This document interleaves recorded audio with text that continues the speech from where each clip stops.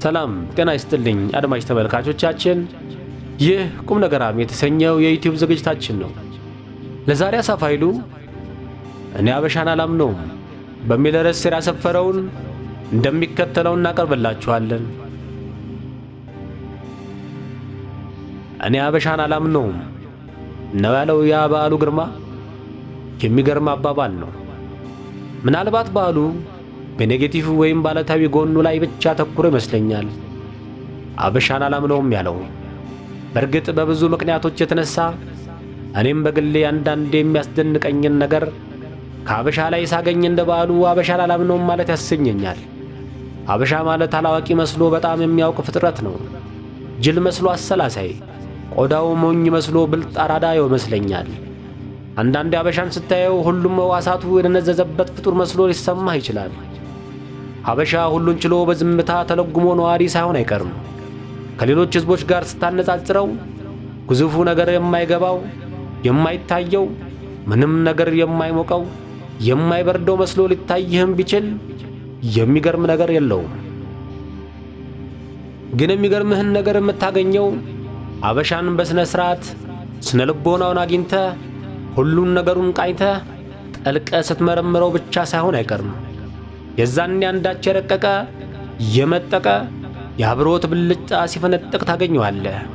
እጅግ አርቆ የሚያስብና የሚያስተውል አስገራሚ ጥበበኛ ሕዝብ ሆኖ የቀደመውን ድምዳሜህን ሁሉ በዜሮ አባስቶ ይገላግልሃል። ይህ ሕዝብ በቀላሉ የማትፈታው የተመሰጠረ ቅኔ ነው። በአንድ ወቅት የሕግ ታሪክ መምህራችን የነበሩት ጋሽ ዶክተር አበራ ጀንበሬ ነፍሳቸውን ይማርና ስለ አበሻ ለማንም የውጭ ሰው ግልጽ ያልሆነ ቅኔያዊ ስብዕና በምሳሌ አስደግፈው ነገሩን መቼም ሊረሳኝ የሚችል አይደለም። እርሳቸው በዓለም ላይ በተለይ በአፍሪካ የአውሮፓ ቅኝ ገዢዎች በኃይል በያዟቸው አገሮች ላይ ያሰፈኗቸውን የሕግ አይነቶች በጥልቀት ያጠኑ ሰው ናቸው። ፋሺስት ጣሊያኖች ኢትዮጵያን በያዙበት ወቅት በሥራ ላይ ያዋላቸውን ሕጎችም ጠንቅቀው ያውቃሉ። ታዲያ ጋሽ አበራ ጀንበሬን እጅግ የገረማቸውና አስደንቋቸው የቀረው ነገር የጣሊያኖች ኢትዮጵያ ከመጡ በኋላ የሰውን ውስጣዊ አመለካከትና ስብዕና አሊያም የሰውን የአስተሳሰብ ደረጃ በትክክል ምን እንደሚመስል ሊደርሱበትና ሊገባቸው ያለመቻሉ እውነታ ነበር። ሀበሻን አይተኸው በቀላሉ ያስበውንና ያላስበውን የምታውቀው ቀላል ሕዝብ ሆኖ አላገኙትም። ሕዝቡን አጠኑት፣ አስጠኑት። ግን በየዕለቱ የሚያወጡለት ሕግ ሕዝቡን ይበልጥ ሕግ አልበኛ እያደረገው እንጂ ለነሱ ተገዢ እንዲሆን ሊያደርገው አልቻለም። በመጨረሻ ጣሊያኖቹ ምን አደረጉ?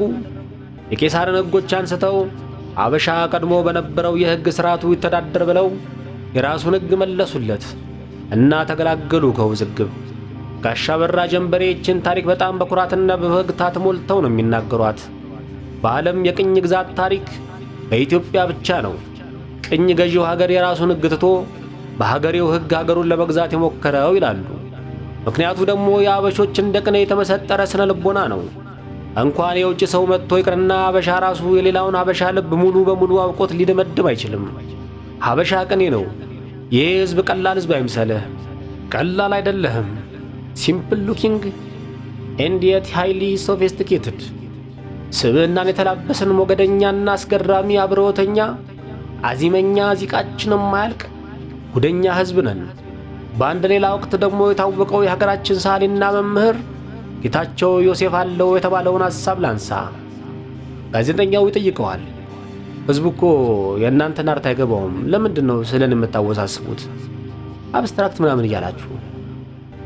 ለጋዜጠኛው ጥያቄ ጌታቸው ዮሴፍ የሰጠው መልስ ግርም የሚል ነው። እንዲህ ነበር ያለው።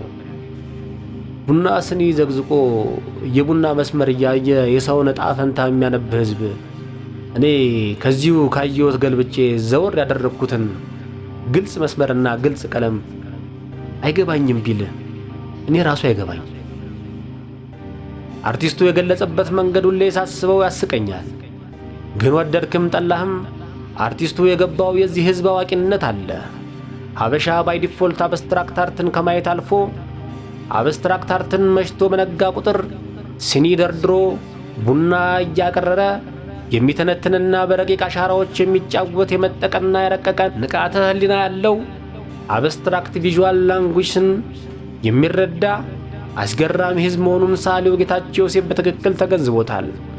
ይህ ሕዝብ ሕፃን ልጅ እንደተወለደ መዳፉን አሻራ መስመሮች ተመልክቶ የወደፊት ዕድሉን የሚተነትን ሕዝብ መሆኑንም ደግሞ አትርሳው።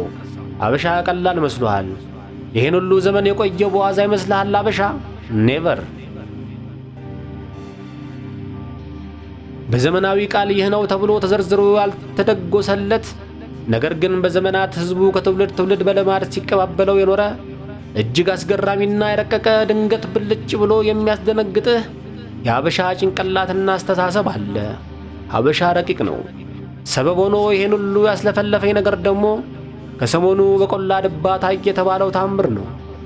ሕዝብ አበሻ የተመለከተውን ታምር እስቲልየው እኔም ብያየሁት እና ጉድ አልኩ። ጉድ እኮ ነው።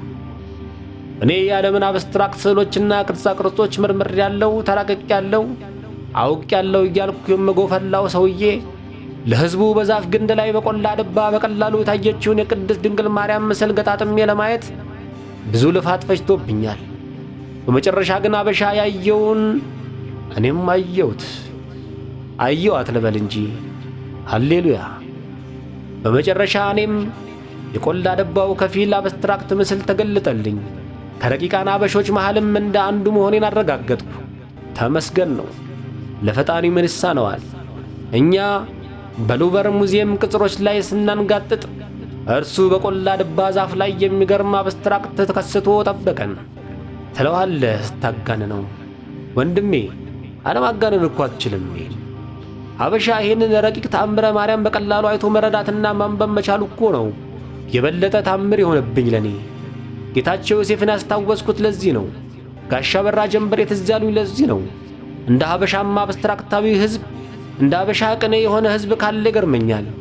ማየት ቢሳኔ ኖሮማ የእውነት እናት ያልወለደችኝማ። ለማንኛውም ይሄን ሕዝብ አላዋቂ አድርገህ እንዳታስበው።